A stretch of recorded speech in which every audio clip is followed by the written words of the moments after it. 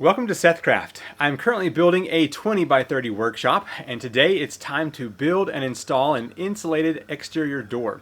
As you can see behind me, I have my rough opening, which is 36 inch by 81.5, I believe. And so I'm going to be building this door out of a wooden frame, foam board insulation for sandwiched in between that door, and also have plywood on the inside and Hardie Board siding on the outside.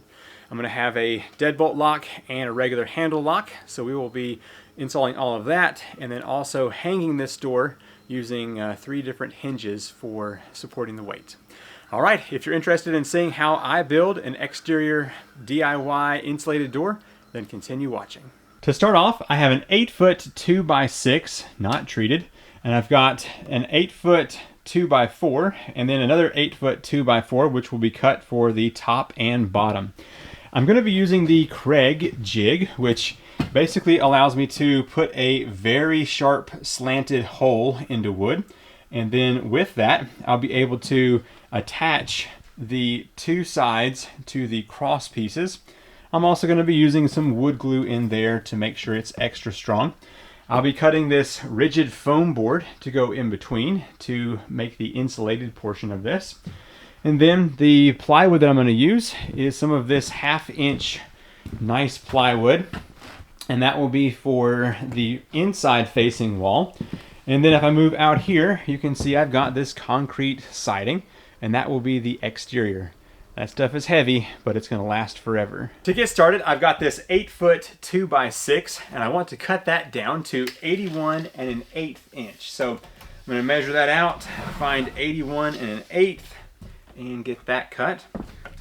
I also want to cut down my 8-foot 2x4 to 81 1/8. I'm going to be using a circular saw. I like to use a speed square as a guide to help me keep a nice, consistent, and straight cut.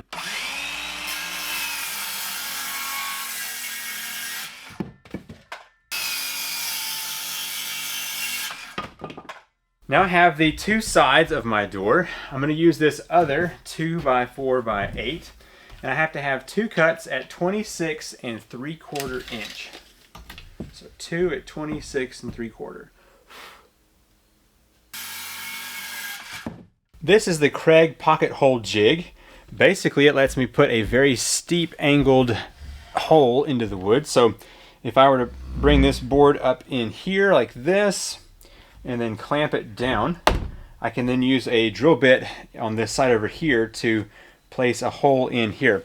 Now I want to put 3 screws in each piece, or each corner, and so I need to make sure that I am within this board right here. Alright, so I'm going to put 3 holes over here on this side, and then I'll move the other end and do that side as well.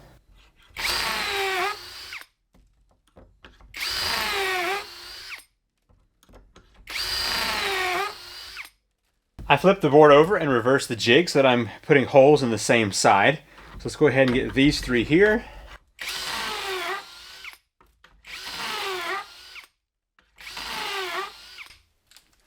Alright, this board is done. We can now move on to the 2x4 and put similar holes in that.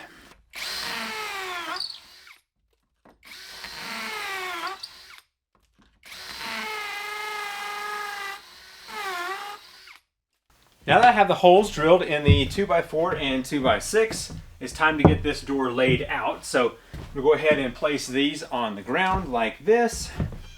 And then those 2x4 pieces will go on the top and the bottom. Let's see, this one I believe is backwards. I've got this 2x4 in between my 2x6 and my other 2x4 side. I'm going to be using these 2.5 inch pocket hole screws to attach all of this, but I also want to use some wood glue, and that's going to go basically on the end here and the end over here, so it will just add that much more support here. And I've got a clamp to hold this together just for the purpose of getting these screws in here. So first thing I'm going to do, open up my wood glue and put a little bit of that on the end of my boards here. Don't have to go crazy.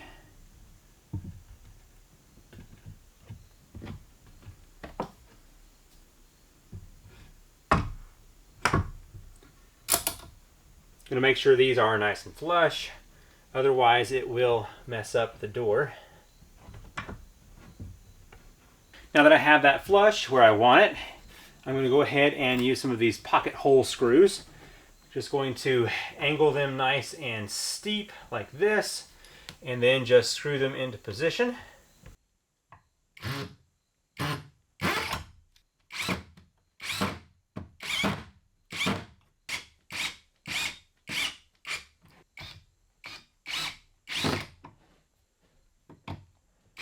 The width of the inside of the door is 26 3/4 by a height of 74 inch. And so I need to cut out that same size from this foam insulation. So I'm going to move over 26 3/4 and make a mark right there. And then from that spot, I can move down 74 inches.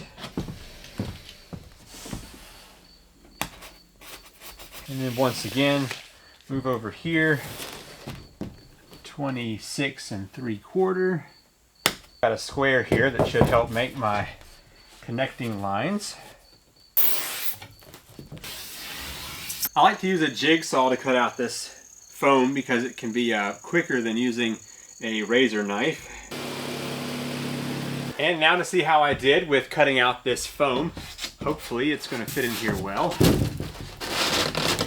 Yeah, that's a good fit. All right. A little insulation is better than none on this door. Now that I have the insulation here on the inside of the door, it's time to cut the plywood to go on top. So I'm going to actually not bring it to the edge over here, but bring it in a 1/2 inch. But I'm also going to move over this way 1.5 inches. And on the top will also go up 1.5 inches, and the bottom will be pretty much flush down here. So that being the case, what we've got right now is 35.5. So if I add 1.5 inches, that's 37, but I'm going to back it up so it is just 36.5 inches here. So now we want 82.5. 36.5 in this direction, 82.5 going this way.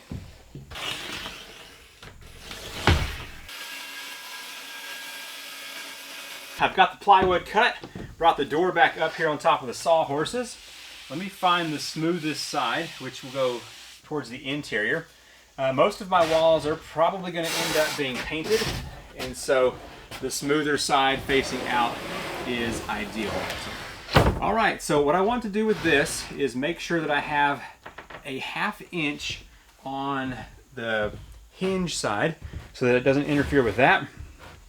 This edge closest to you right here will be lined up almost completely flush with the door. That right there should do it. Let's go ahead and make sure it's flush down this end, and I will begin locking it down with some small screws. I'm going to use some 1.5 inch screws to get this plywood attached to the frame underneath, and that should give us plenty of support and prevent this door from sagging. I'm going to make sure the head of the screw is just slightly below the plywood. Now, I'm going to also be putting the deadbolt and handle right about here at the proper space. And so I want to make sure I don't put any screws right there in that area. So we'll bypass that for now.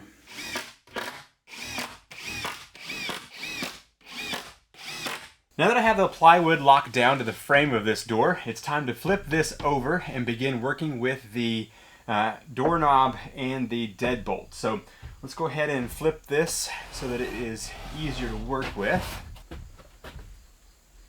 Alright, there we go. The handle and deadbolt are going to go into the 2x6 side, and so I want to measure up from the bottom of the door to the 36-inch mark, and that's where the door handle is going to go.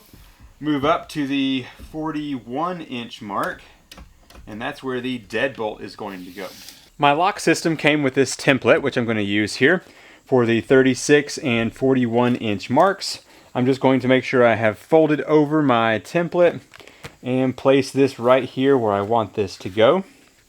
So that dotted line is going to go here on the edge of the 2x6. And then I want to have my offset back here on the second set of holes for the most strength. And I'm just going to use a screw here to poke into the middle, and that's going to represent where I'm going to be drilling into. So right here and right here are my holes. I'm going to be using a 2 1/8 inch hole saw to cut these two holes out. I'm not going to go quite all the way through because I want to use a slightly bigger hole saw on the plywood underneath, and that's to allow this handle to recess in there just a little. Now I know that my hole saw is extremely dull, and so this is going to take quite some time. So I will just show you what it looks like here and then get to work cutting this out.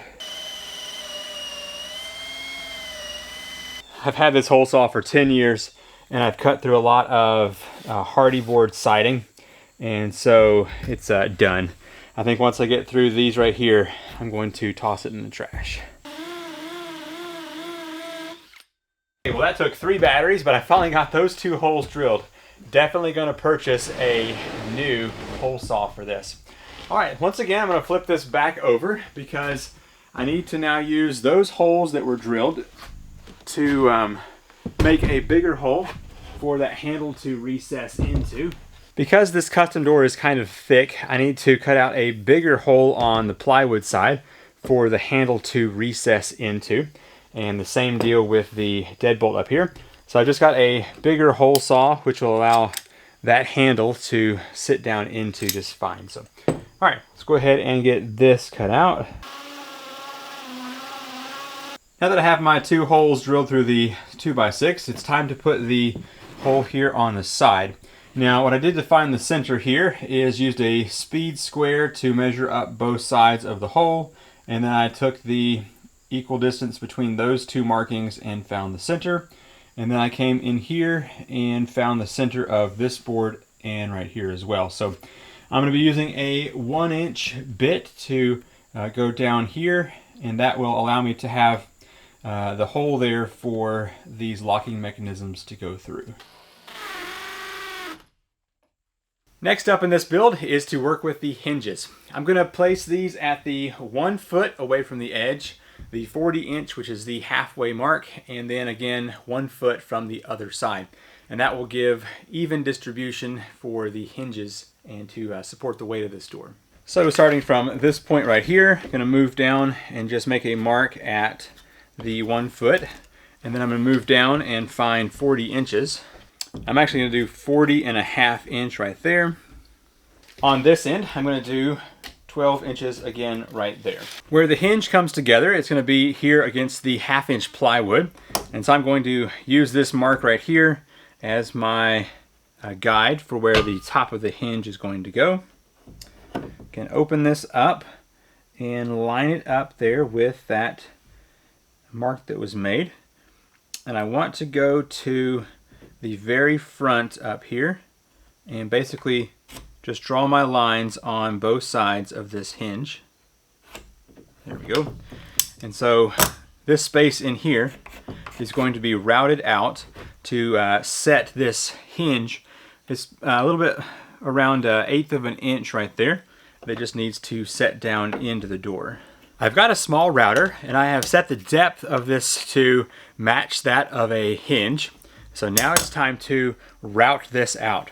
Now some people will use a hammer and a chisel to get this out, but I kind of like having the set depth here of this router. So that's what I'm going to use.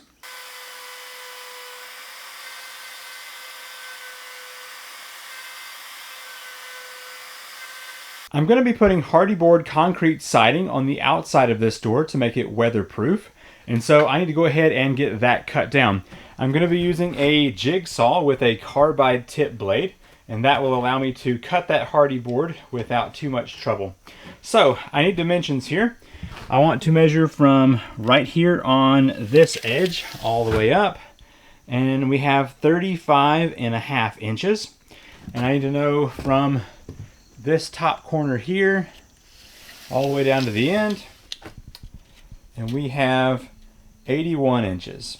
I've got my Hardie Board siding laid out, and I want to mark out 35.5 by 81 inches.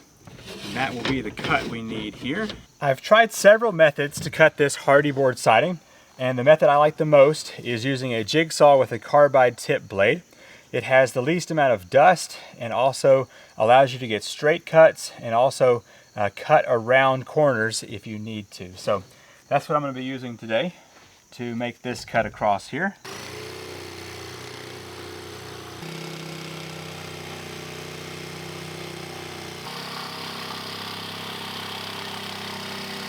I placed the wooden portion of the door on top of that Hardie siding. So now I can take a pencil and trace out inside of our holes. And that will allow me to then use that same saw to cut this out.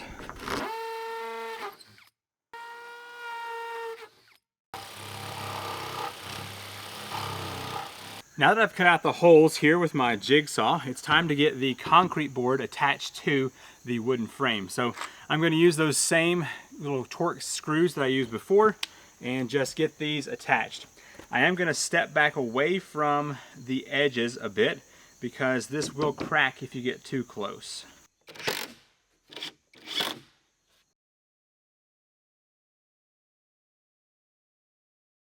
I've placed the door here inside of the shop, and I've got it here on the inside wall. And I'm going to be using these shims, which are just simply the pieces of 2x4 that I trimmed off earlier. And that will get me up about almost 1/4 of an inch off the ground. And essentially, I'll be able to use that height to match up where my hinges need to go, because I also have to cut out that same hinge material right here in the middle and down at the bottom as well. And so I want my door to be just butting up where it's going to go, and then I can cut out that here as well. So let's do that real quick. Okay, get my door into position, and I can just scoot these shims up under there. That gives us the spacing off the ground so the door doesn't slide on that. Okay, I have to admit I'm not very skilled at this part right here. So what I'm going to do is step the door back a little bit and try to get one of these hinges screwed into position. So I want this edge right here to be up against the concrete siding right there, and just get that locked in. I'm going to use some of these 2.5-inch screws to get that in there. And then I will get this close to the door over here and mount this side right here. So, all right, that's the plan. Let's see how well I can do that. All right, I'm gonna get those two in for now, and I'll come back later and get some more of them in there. The custom do-it-yourself door has been built and installed. Now, I did do a couple of things with the door handle to install that without you, but you can find plenty of instruction on that elsewhere. But basically, I've got the door handle installed and also have a deadbolt down here, and both of those are working quite nice to get that installed. Now, I'm a little off on this one, but anyway, works good. So, all right, let's go ahead and do a quick overview of this door.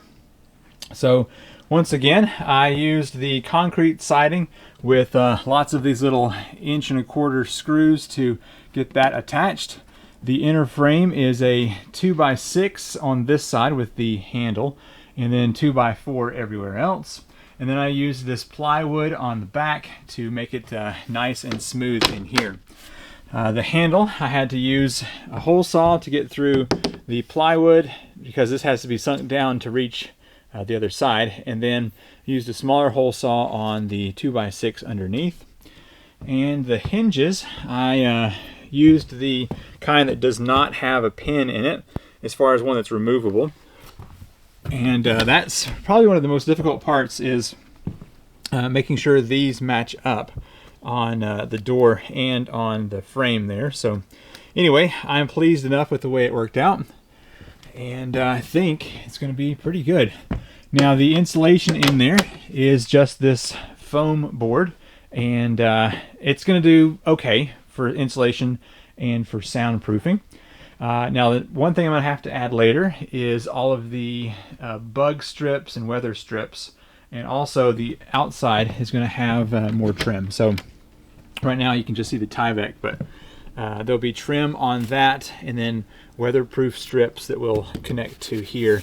And on the bottom, I'm going to install one of those sweeps that will basically brush the ground every time it's opened or closed and keep air and bugs out. But anyway, I'm very pleased with how this door turned out. Hopefully you are as well. I am very excited to have this door built and installed. It's nice to be able to close this space off, not have to worry about bugs flying in and leaves getting in here in the fall, and also keeping the wind out and noise whenever I'm trying to film as well. If you've enjoyed the video, hit that thumbs up. Make sure you're subscribed so you can keep up with the next content coming here to the 20 by 30 workshop build. I'm Seth with the SethCraft Workshop, and I will see you in the next video. Bye.